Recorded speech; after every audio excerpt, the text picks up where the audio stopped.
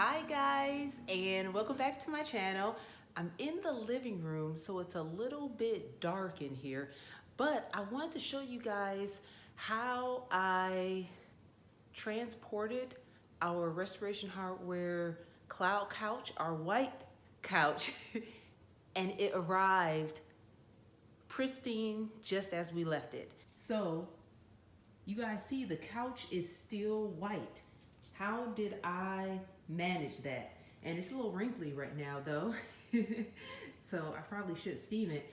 I'll insert some video footage to show what I used. What I used was this kind of like saran wrap stuff around it. I used two covers and on the top and the bottom, and it also doesn't have that smell from the moving truck because I put plastic over it and I also put that saran wrap stuff over it, which the saran wrap kind of also made it wrinkly. So you see this kind of is moving forward a bit. So next time I probably won't saran wrap it so strong around, but yeah, it came back pristine white. I haven't cleaned anything, guys.